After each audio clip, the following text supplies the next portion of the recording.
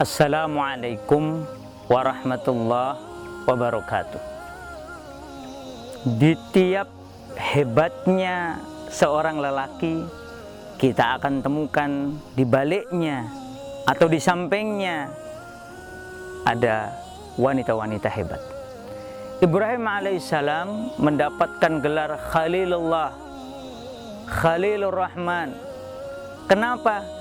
Karena setiap ujian dari Allah Ta'ala datang ke beliau, dengan izin Allah Ta'ala beliau lolos dari tiap ujian tersebut. Satu di antaranya karena beliau memiliki pendamping yang salihah.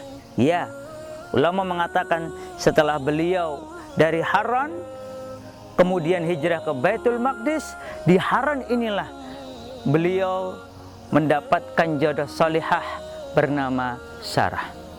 Sarah ikut berjihad, berdakwah, hijrah dengan suaminya tercinta Ibrahim alaihissalam ke Baitul Maqdis.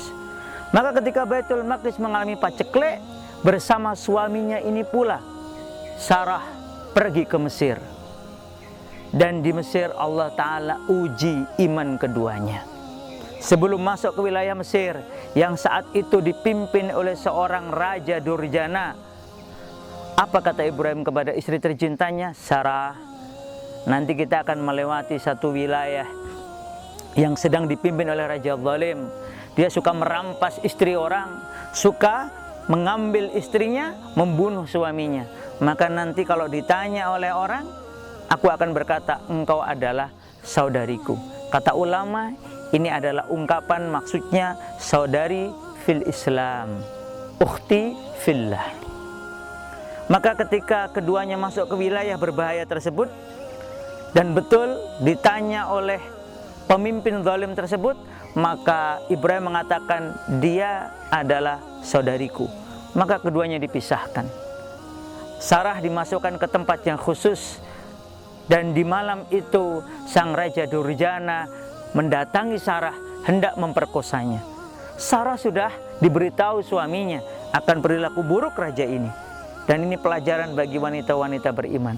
Maka Sarah mengambil air wudhu, Sarah menegakkan salat, lalu berdoa kepada Allah Ta'ala agar diberi penjagaan dari orang zalim tersebut.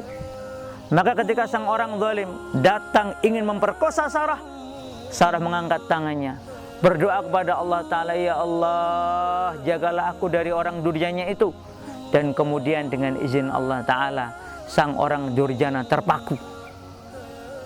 Ketika kemudian Sarah berdoa, ya Allah, jangan sampai dia mati di kamar ini, nanti aku akan mendapatkan fitnah atas kematiannya. Maka orang ini dibebaskan oleh Allah Ta'ala. Dan orang zalim ini ingin memperkosa Sarah lagi. Begitu akan memperkosa, Sarah berdoa kembali, maka orang itu terpaku lagi. Ulama mengatakan ini terjadi 2 atau 3 kali, sampai akhirnya Allah tanamkan ketakutan di dada lelaki zalim ini, dan kemudian dia meninggalkan Sarah. Sarah selamat dengan izin Allah Ta'ala atas kesolehannya, atas kesungguhannya meminta tolong kepada Allah Ta'ala. Maka kemudian Sarah kembali kepada Ibrahim alaihissalam.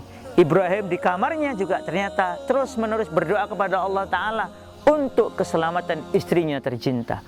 Maka Sarah datang dengan kabar gembira bahwa dia terbebas dari kezaliman sang penguasa durjana, dan bahkan mereka kemudian kembali ke Baitul Maqdis bukan hanya membawa sejumlah ternak yang cukup banyak, tetapi juga Allah Ta'ala dari kesolehan, dari ketakwaan Ibrahim dan Sarah, Allah hadiahkan kepada mereka Hajar.